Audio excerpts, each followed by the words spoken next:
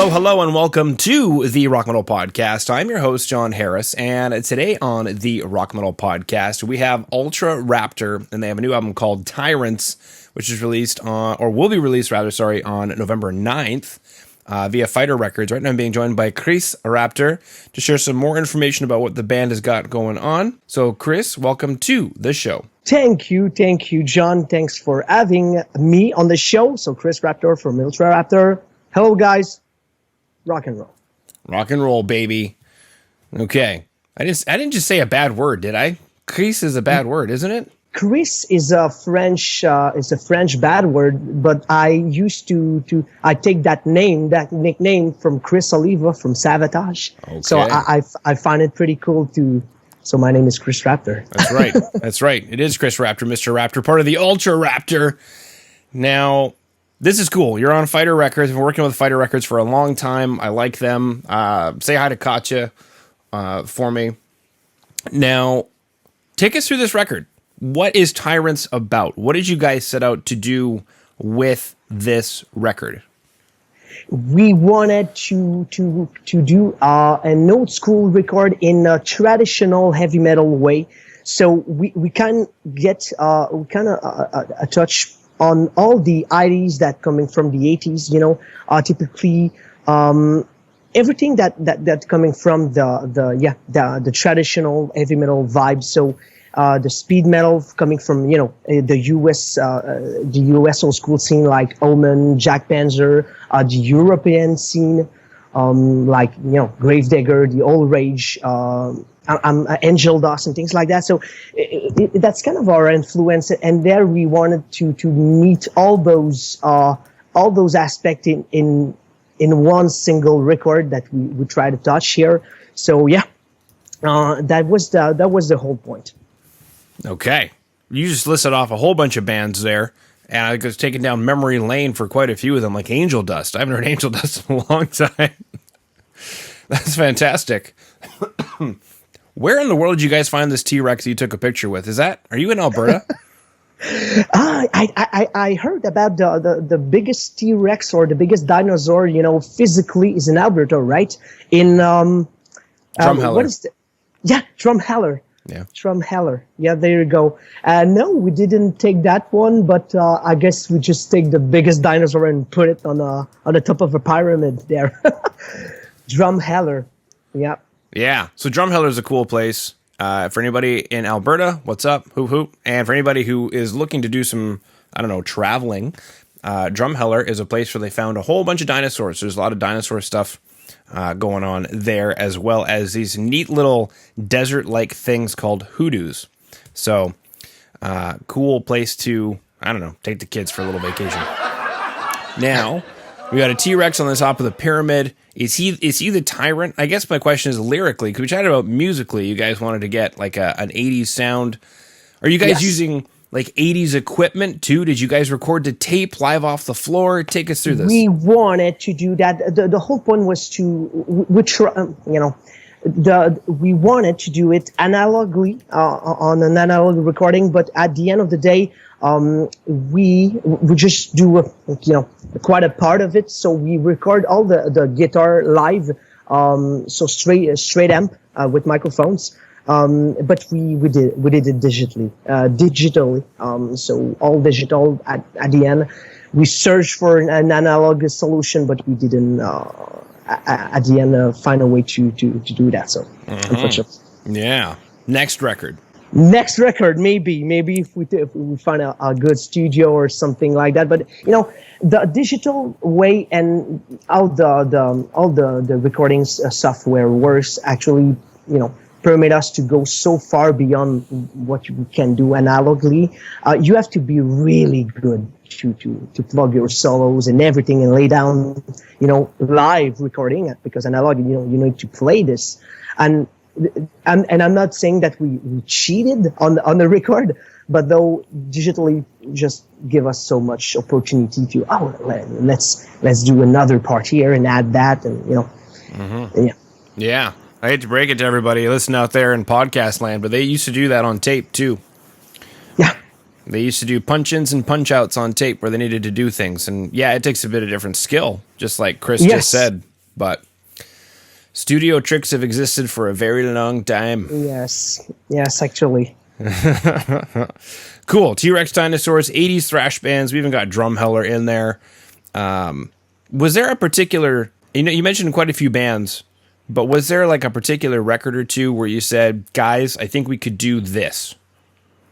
With your first question, I tried to capture, we try to capture all the essence of the 80s. There's not a particular target we wanted to meet. There's, more heavier, more traditional, like Running Wild style track. There's more speedy track. There's even more trashy song on the record. But if I can name drop one record, that will be, the first from Savage Grace, with Bound to Be Free on it. If I can say what, I hate to name drop band. Then don't. It's okay. There's so much, and this, let's say let's say Black and In from Running Wild. Okay, groovy. Now I'm taking a look at this artwork a little bit more, and we have I'm trying to remember the name of what these things are called, but you've got the temple thing with the T-Rex on top and the lightning storm and the what appear to be very athletic ladies on the front cover. Is this actual artwork? It looks like it was done like actual artwork. It's an actual oil painting made by Marie-Pierre Lapointe, a friend of ours in Quebec. She done several album cover and for bands in Quebec and paintings. She sells paintings, and she reproduced some ladies from Frank Franzita's paintings. So she take those ladies from older pictures and older paintings from Franzita, and we find that pretty cool to have Amazons at the bottom of the pyramids. They are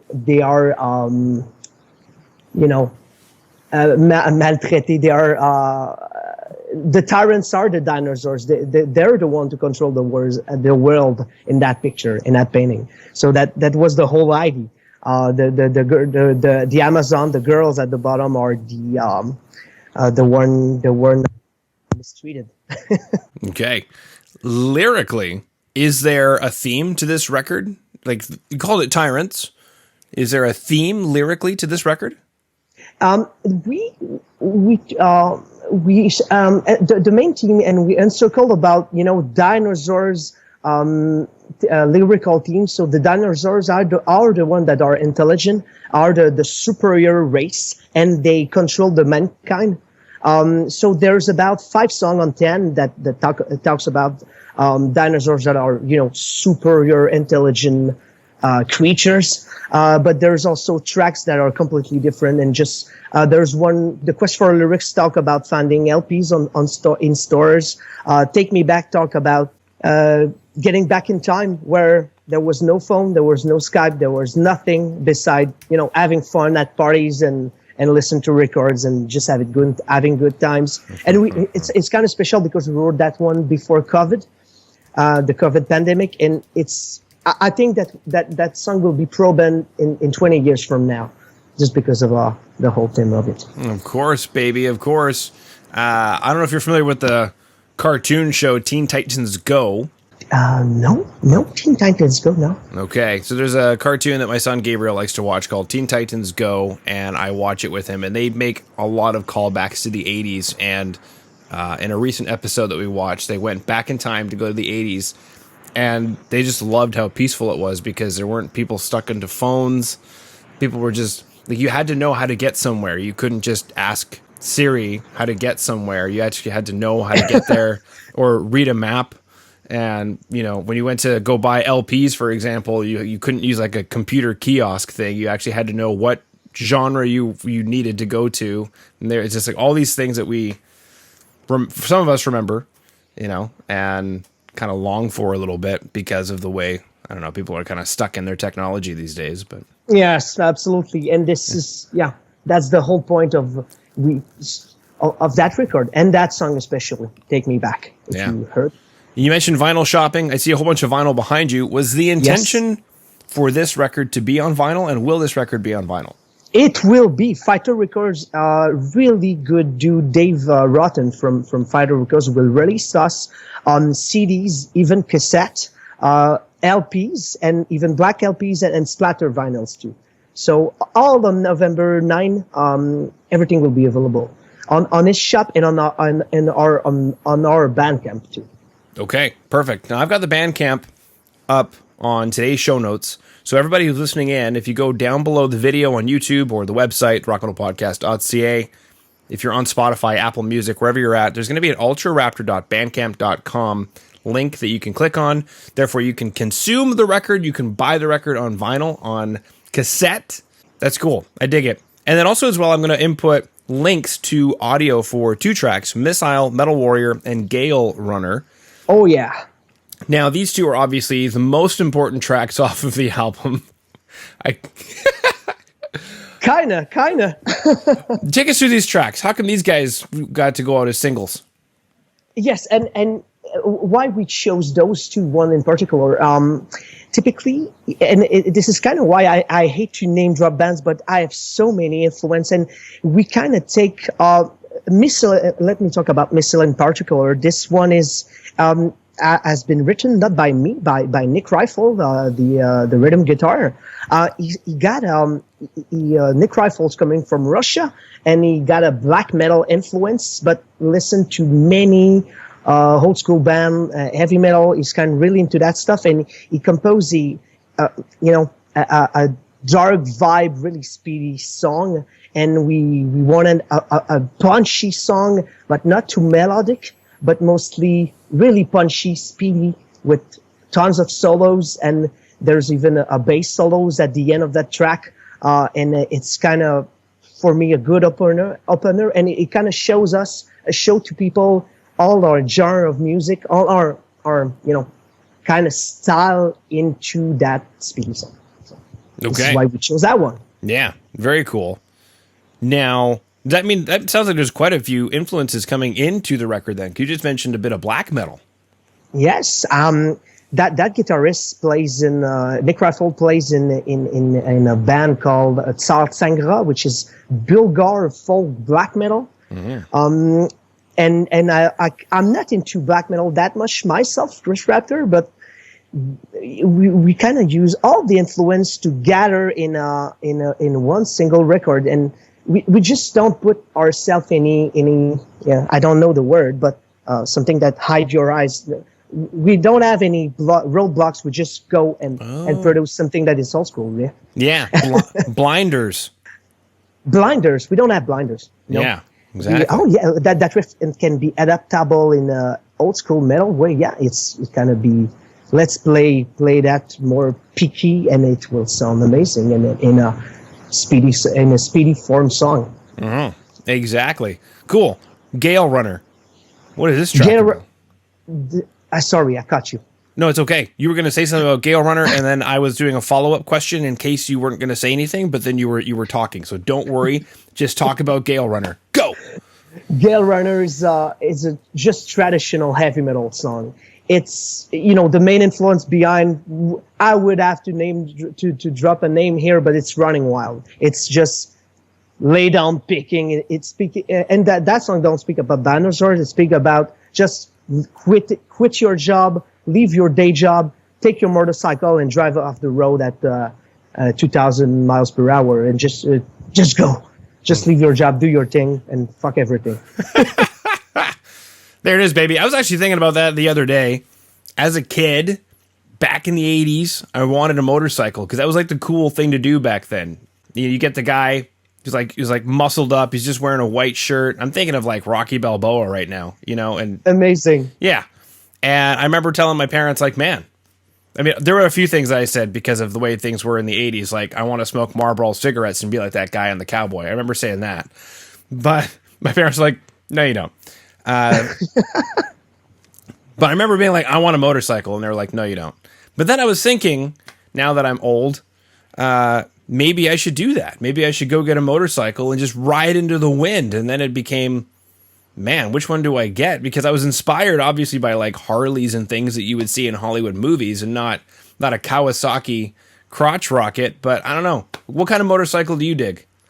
You should only see the band picture. This is my motorcycle on the band picture. This is a simple, which everyone got in Quebec province, I think, an Harley Dyna 2001. And it's not there. I can see my father motorcycle from my window here. We exchanged this summer. I have 3 motorcycles. I have an old school Honda too. So, and another Harley. I'm the only one in the band that got his motorcycle driver license, but it's so fun. And Gale Runner just speak about that. Riding, just ride the wind, just go and forget about everything. Yeah, cool. I bet you look forward to summer then. Because we're coming up on winter, so you're probably going to be putting it away. No. Yes, I know. Mm-hmm. So unfortunate. I know. Just get winter tires on it. Yeah, there's people that doing that. I saw one in Montreal. There's a U-Roll. I think those are Russian motorcycle, and they put winter tire, and they have a sidecar on it, so they can do it. And but I'm afraid I don't want to do that. Yeah, the sidecar makes sense. Get a little more balance, a little more weight. Man, but the snow over there is so heavy. I was out there once in November, and it was like 3 feet. It was like a meter of snow per second. It was horrible. And yeah. Anyway, we're not going to talk. But in Alberta, you got pretty much snow, depending on where you are based, actually. But there's a ton of snow at your point too. We sure do. And it's coming up. It's happening. No. Cool. So today, Chris, we chatted about T-Rex dinosaurs. We chatted about 80s thrash metal bands. We chatted about shopping for vinyl. Well, we also coincidentally chatted about just existing in the 80s and how Teen Titans Go, the TV show available on... Teen Titans, I need to listen to that. Yeah. They make a lot of callbacks to the 80s. I even had an episode about an argument how the 80s were the best decade ever. Oh, yeah. And then we finished up by chatting about riding motorcycles. And also in there, we got to talk about the album Tyrants. We talked about 2 tracks off of the album, Missile, Metal Warrior, and Gale Runner. So those listening in, again, go down to the show notes, click on ultraraptor.bandcamp.com. You can pick up the album wherever, in whatever format you want. You can even just listen to it on Spotify if you want. And then also as well, there's going to be 2 YouTube links to the audio for the 2 tracks we chatted about, Missile, Metal Warrior, and Gale Runner. So, Chris, that concludes all of my questions. I have to go bake some bread. So... unless there's anything else, thank you so much for coming on to the Rock Metal Podcast today. Merci beaucoup. Thank you very much, John. Thank you very much for having me. Listen to ÜLTRA RAPTÖR. Shut up your phone, your computer. Just go outside, play, and drink good beer. Do your stuff and listen to ÜLTRA RAPTÖR. John, thank you so fucking much. Everyone, cheers and listen to old school metal.